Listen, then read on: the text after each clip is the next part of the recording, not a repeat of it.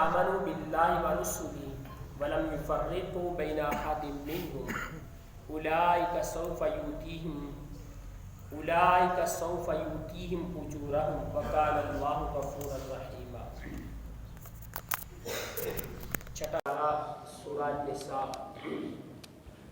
چھٹے پارے کی تقریباً ابتدائی آیات ہیں،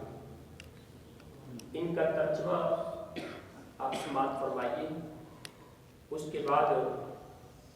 ہم آگے ڈیٹیل میں اس کی کچھ تفصیل بیان کریں گے۔ اللہ تعالیٰ فرماتے ہیں کہ بے شک وہ لوگ جو اللہ کے ساتھ کفر کرتے ہیں اور اس کے رسولوں کے ساتھ کفر کرتے ہیں،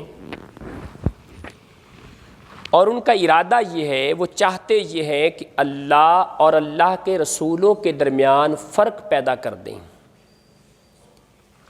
اور ان کا دعویٰ یہ ہے کہ ہم کسی چیز کو تو مانیں گے، کسی پر ایمان لائیں گے، اور کسی چیز کا انکار کریں گے، کفر کریں گے۔ ایمان کس پر لائیں گے؟ بظاہر تو وہ کہتے ہیں کہ ہم قرآن پر ایمان لائیں گے، ہمارے لیے قرآن کافی ہے،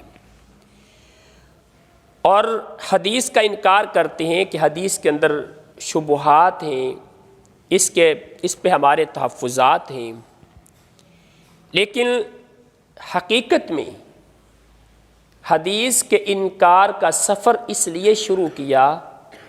کہ ان کی منزل قرآن کے انکار تک پہنچ جائے۔ وَيُرِيدُونَ أَن يَتَّخِذُوا بَيْنَ ذَلِكَ سَبِيلًا، اللہ اور اللہ کے رسول کے درمیان فرق کر کے اس کے اندر سے کوئی درمیانہ رستہ نکالنا چاہتے ہیں۔ اللہ تعالیٰ فرماتے ہیں اولئک ھم الکافرون حقا، جو لوگ اللہ اور اللہ کے رسول کے درمیان، قرآن اور حدیث کے درمیان فرق کرنے والے ہیں، اور ایک کو ماننے والے دوسرے کا انکار کرنے والے، اولئک ھم الکافرون حقا، یہ لوگ پکے کافر ہیں۔ وَأَعْتَدْنَا لِلْكَافِرِينَ عَذَابًا مُهِينًا، اللہ فرماتے ہیں ہم نے کافروں کے لیے رسوا کرنے والا عذاب تیار کیا ہے۔ اور دوسری طرف جو آپ کی طرح کے مومن لوگ ہیں، آپ کی طرح کے خوش نصیب لوگ ہیں، ان کی کیفیت بھی اللہ بیان کرتے ہیں۔ وَالَّذِينَ آمَنُوا بِاللَّهِ وَرُسُلِهِ، اور وہ لوگ جو اللہ پر بھی ایمان لاتے ہیں، اللہ کے رسولوں پر بھی ایمان لاتے ہیں۔ وَلَمْ يُفَرِّقُوا بَيْنَ أَحَدٍ مِّنْهُمْ، اللہ کے درمیان اور اللہ کے رسولوں کے درمیان کسی ایک میں فرق نہیں کرتے،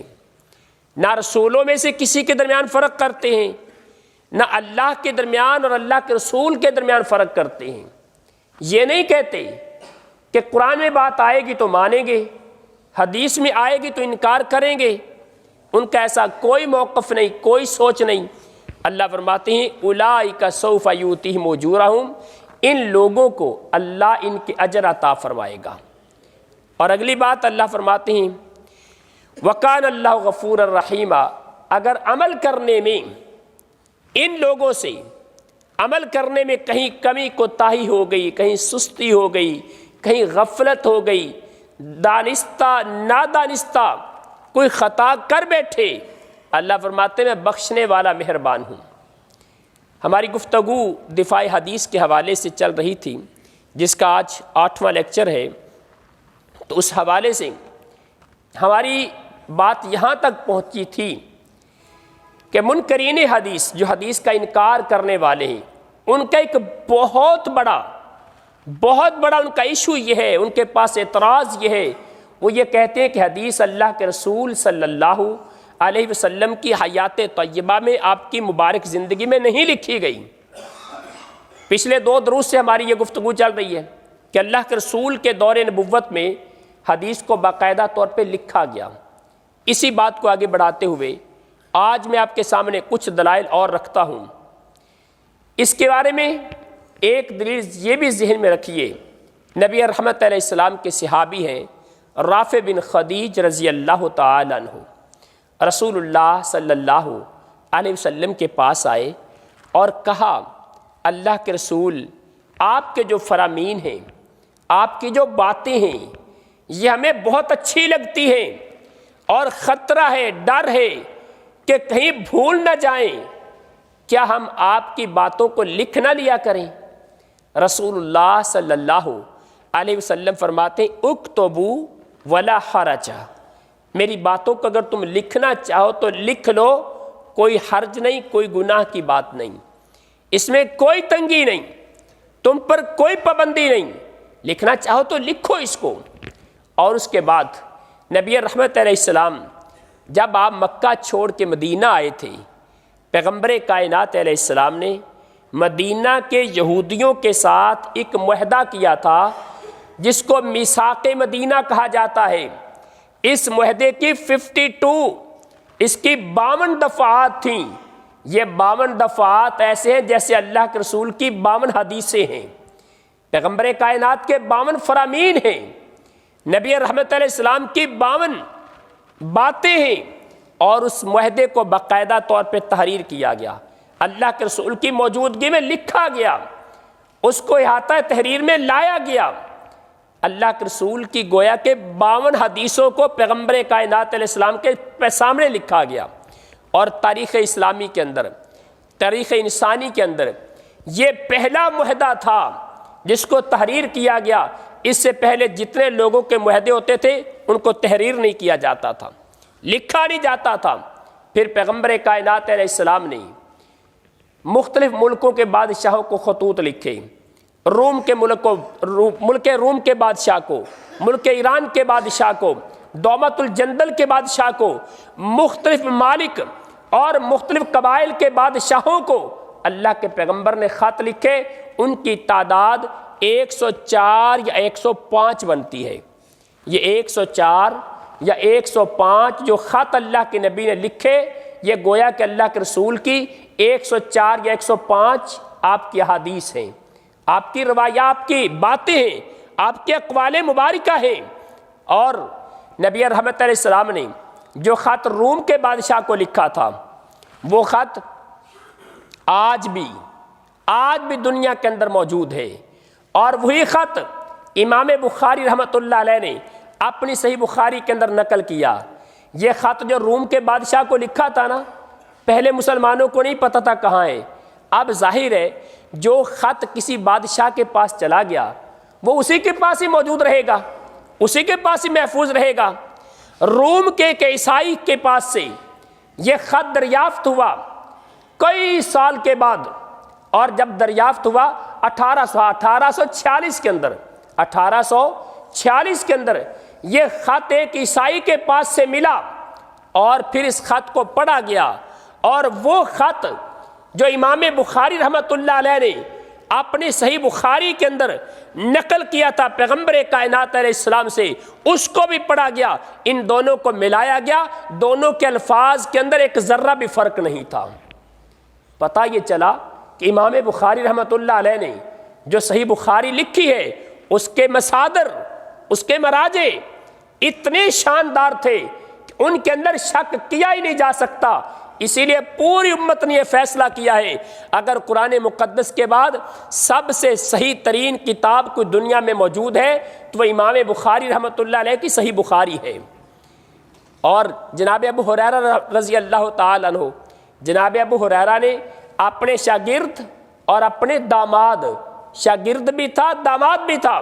حمام ابن منبہ رحمۃ اللہ علیہ، ان کو حدیث لکھوائی تھیں، اور وہ 130 کے قریب حدیث جو ان کو لکھوائی تھیں، وہ حدیث جب مسند امام احمد کے اندر ان کو چیک کیا گیا، اور وہ مجموعہ جو حمام ابن منبہ کو جناب ابو ہریرہ رضی اللہ تعالیٰ عنہ لکھوایا تھا، یہ مجموعہ برلن کی لائبریری سے دریافت ہوا۔ جب اس مجموعے کو پڑھا گیا، ڈاکٹر حمید اللہ رحمۃ اللہ علیہ انہوں نے محنت کر کے نا اس نسخے کو تلاش کیا، اس صحیفے کو تلاش کیا، جس کو صحیفہ حمام ابن منبہ کہا جاتا ہے، جو جناب ابو ہریرہ نے اپنے شاگرد کو حدیثیں لکھوائی تھیں،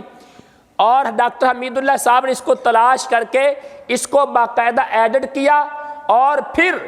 یہ روایات حدیث کی کتابوں میں تلاش کی، کہ جو حدیثیں ابو ہریرہ رضی اللہ تعالیٰ عنہ نے اپنے شاگرد کو لکھوائی ہے وہ حدیث کی کتابوں میں موجود ہے، تو کیا فرق کتنا ہے؟ ان میں سے زیادہ تر حدیث مسند امام احمد میں ملی، جب ان کو ٹیلی کیا گیا، ان کو ملایا گیا تو ایک لفظ کا فرق بھی نہیں آیا۔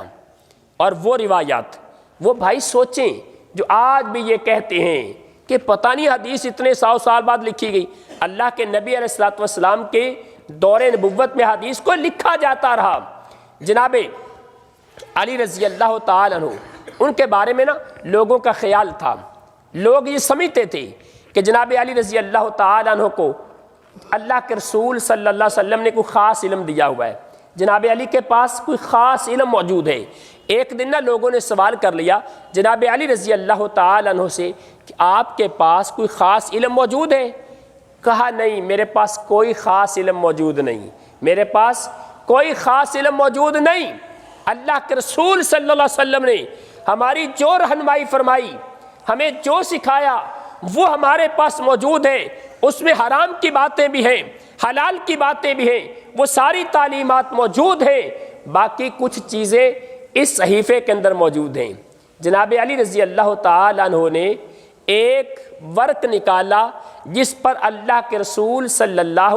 علیہ وسلم کی حدیث لکھی ہوئی تھی، اور ان حدیث میں دیت کے مسائل تھے، قصاص کے مسائل تھے، اور وہ حدیثیں اللہ کے رسول کی لکھی ہوئی جناب علی رضی اللہ تعالیٰ عنہ کے پاس موجود تھیں۔ اور جناب ابوبکر رضی اللہ تعالیٰ عنہ، انہوں نے اپنے دور خلافت میں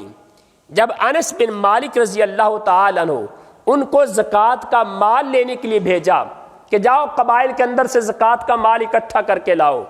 تو جناب ابوبکر صدیق رضی اللہ تعالیٰ عنہ نے جناب انس بن مالک رضی اللہ تعالیٰ عنہ کو زکوٰۃ کے مسئلے سے متعلق حدیثیں لکھ کے دیں کہ یہ فلاں فلاں حدیثیں، ان حدیث کی روشنی میں تم نے زکوٰۃ کا مال اکٹھا کرنا ہے۔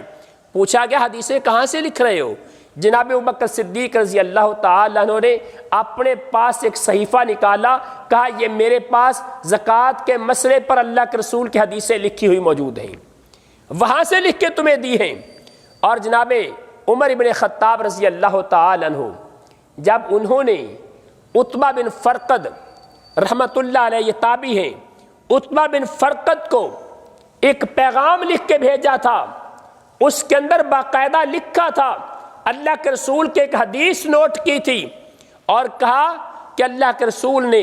ریشم پہننے سے منع کر دیا، روک دیا، اس میں بھی اللہ کے رسول کی حدیثیں لکھی ہوئی موجود تھیں۔ پیغمبر کائنات علیہ الصلوۃ والسلام نے اپنی حیات طیبہ میں، اپنی مبارک زندگی میں اللہ کے نبی نے حدیث لکھوائی ہیں، صحابہ اکرام نے لکھی ہیں، اس کی بے شمار مثالیں موجود ہیں۔ اللہ تعالی ہمیں سمجھنے کی توفیق عطا فرمائے اور عمل کی توفیق عطا فرمائے۔ بس وہ لوگ جو حدیث کے انکار میں مبتلا ہیں یا حدیث کے بارے میں استخفاف میں مبتلا ہیں، اللہ تعالیٰ ان کو ہدایت عطا فرمائے۔ اگلے دروس کے اندر بڑی دلچسپ باتیں ہیں، محدثین نے محنت کتنی کی ہے، حدیثوں کو جمع کرنے کے لیے محدثین نے کتنی محنت کی ہے، یہ باتیں انتہائی توجہ کے قابل ہیں، سننے کے قابل ہیں۔ آپ تشریف لائیے، یہ باتیں ضرور سنیے کہ محدثین نے ایک ایک حدیث کی خاطر کتنی محنت کی ہے اور کس انداز سے حدیثوں کو جمع کیا گیا۔ آج ہمارے سامنے حدیثوں کتنے بڑے بڑے ذخیرے موجود ہیں، اس کا یہ مطلب نہیں ہے، اللہ معاف فرمائے، کیا محدثین نے اپنی طرف سے لکھ لی ہیں، اپنے زبانی حافظے سے لکھ دی ہیں، بلکہ باقاعدہ سند کا سلسلہ شروع کیا تھا، اور اس کے بارے میں تفصیلی بات انشاءاللہ اگلے درس میں ہوگی۔ اللہ تعالیٰ عمل کی توفیق عطا فرمائے۔ اقول قولی ھذا واستغفر اللہ لی ولکم ولسائر المسلمین۔